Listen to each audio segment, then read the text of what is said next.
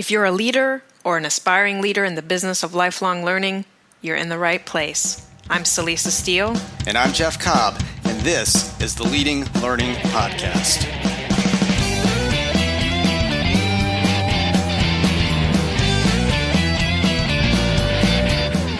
This is episode 246 of the Leading Learning Podcast, and we're going to start a little differently than usual. We're going to start with a story. Last April, Jeff and I went to see a play called The Boy at the Edge of Everything by Finnegan Crookmeyer. It was put on by a local middle school. Friday night, we volunteered to run concessions. We showed up, we collected money, we dispensed candy, and we got to see the play, though in seats that were off to the side a bit. And all in all, I'd say it was a reasonably engaging production. We enjoyed it, though we did have some trouble understanding what the actors were saying at times because our seats were off to the side, and the actors weren't always great about projecting when they spoke. Now, as it happens, we went back to see the same play the next day, Saturday afternoon, and that experience was quite different. This time, we didn't volunteer for concessions. We sat front and center so we could hear and see everything, and we brought extended family along with us. And here's the really big difference. Our son, who was the understudy for the lead role, was actually playing the lead role in that second performance. As you might guess, we were much more engaged for that second performance, and we've come to realize that there were very good reasons for this heightened engagement. The three conditions necessary for engagement were met more fully the second time we saw the play. So the meaning was higher when our kid was starring. Plus, in addition to our son playing a lead role in the second performance, we were also more familiar with the material, the storyline of the play at that point, which served to bolster our interest. The safety was higher because we had connected with some of the other parents by the time of that second performance, and so we were more confident that it was a safe, accepting environment, even for actors who flubbed or maybe forgot their lines. And so that helped to allay any anxiety we had about how our son would be received. And our availability was higher at that second performance. The first time, running concessions took at least a little bit of mental space and effort, so we couldn't give the play our full attention from start to finish. The difference between our engagement with the first production and our engagement with the second production comes down to meaning, safety, and availability. And those same three conditions are necessary for engagement to happen in a learning context. And of course, we tell this story to show it's valuable for all of us to observe how engagement does or doesn't happen in everyday life, because what we observe can help us be more attuned to how engagement happens in general and give us ideas for how to support engagement in the educational experiences we develop and offer.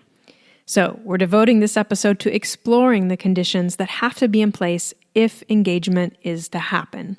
Because learner engagement can feel like one of those really holy grails of the learning business. If the learner isn't engaged, learning is unlikely to happen. We can plunk people down in the theater, but we can't make them pay attention to the play. But we can work to influence the conditions so that they'll want to watch, so they'll want to learn. And as you listen to the remainder of this episode, we have one reflection question we suggest you consider. How well do you support the conditions necessary for engagement across your portfolio of learning products and services?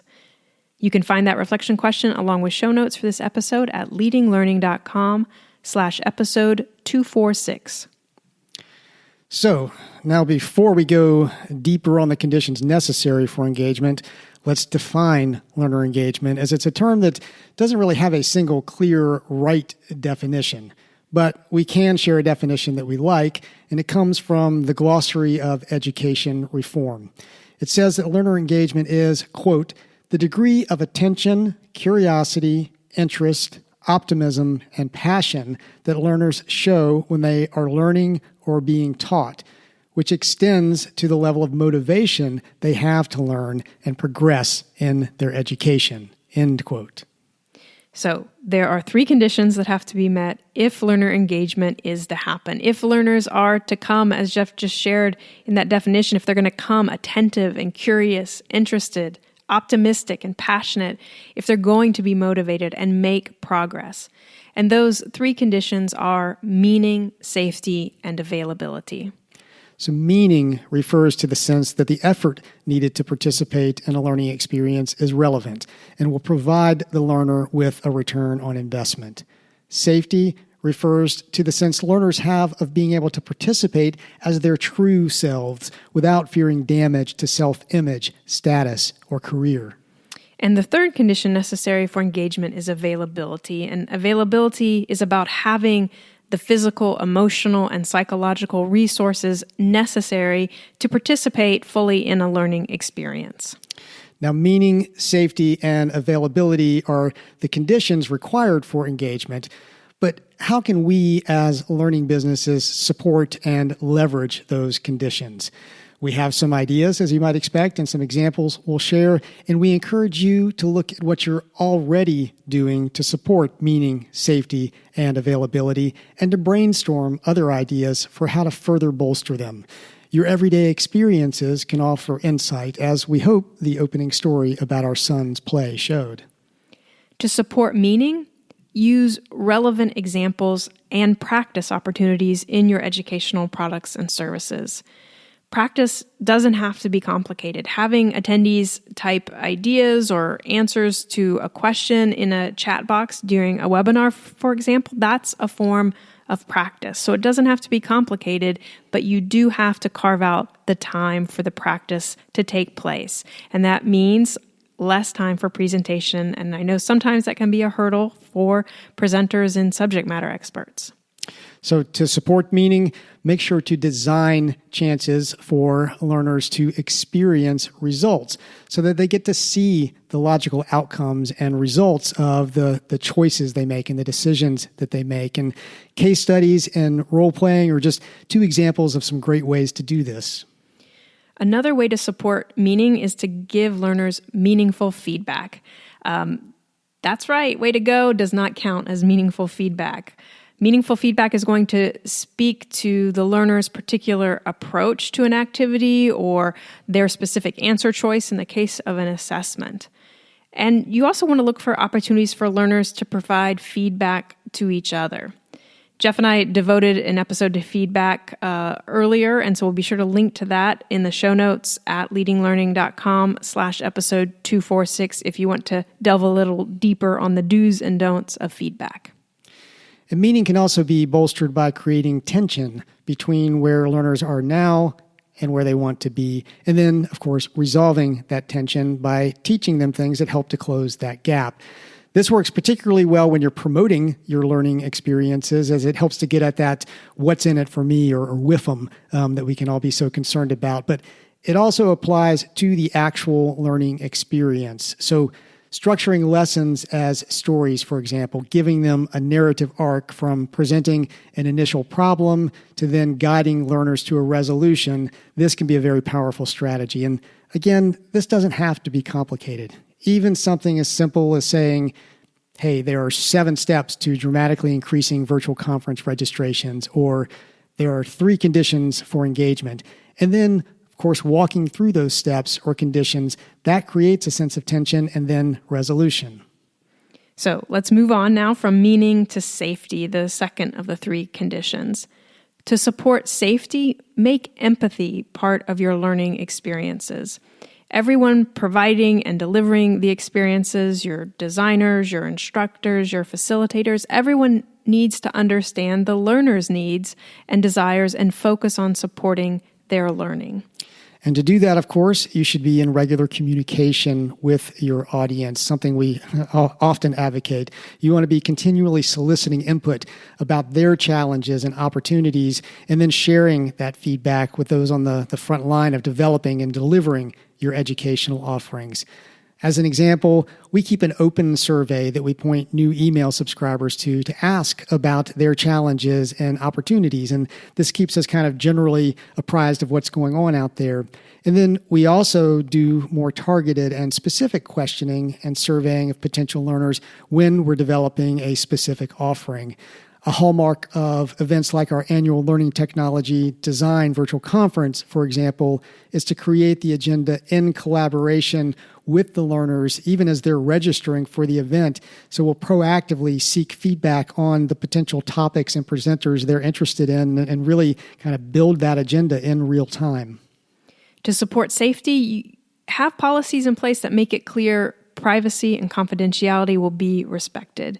This is going to help your learners be able to speak their mind, to ask their real questions, to share their real concerns. You can do this as part of the sign-up or registration process for a learning experience, but it's often important to reiterate privacy and confidentiality approaches during the learning experience. It can be part of the expectation setting at the beginning of a synchronous experience, whether that's taking place online or off. To support safety, let learners know it's expected that they'll make mistakes. And in fact, mistakes are good because they're valuable tools in learning. Make sure you don't shame or embarrass anyone, of course, for making mistakes, but instead give good feedback that helps the mistake maker and the other learners understand what to do differently in the future. And related to valuing mistakes, make sure your learning offers low-risk opportunities for failure. Depending on the field or profession you serve, the stakes can be lower or higher. Obviously, in medical professions or aviation, failure can literally mean life or death. And so you want your learners to have a chance to fail in a safe setting. And of course, technology is helping more and more here with things like virtual reality, extended reality, augmented reality that allow those low-risk failures to mimic the real world as closely as possible, which makes them then valuable as learning experiences.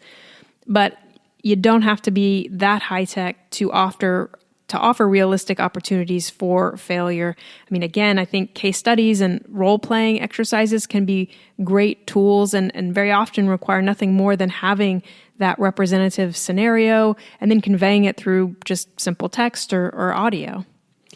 And then lastly, emphasizing community can really support safety. You want your learning offerings to promote a sense of, we're all in this together. Your success in learning is my success in learning, and vice versa. And also, adult learners usually bring tremendous experience to a learning situation, and they may know as much about a topic, or at least particular aspects of a topic, as the facilitator or instructor. For everyone's benefit, you want to tap into the knowledge and experience the learners can share themselves, and you can do that by emphasizing a sense of community. So let's move on to the last of the 3 conditions needed for engagement: availability. To support availability, chunk the content into manageable segments. You don't want to overload your learners cognitively. Everything we learn as humans has to go through our short-term memory, which is incredibly limited. Chunking makes more efficient use of our learners' short-term memory by grouping information in a meaningful way. So John Medina's Brain Rules is a really classic resource on chunking if you want to go deeper on that. Another way to support availability is to make sure your content is accurately leveled.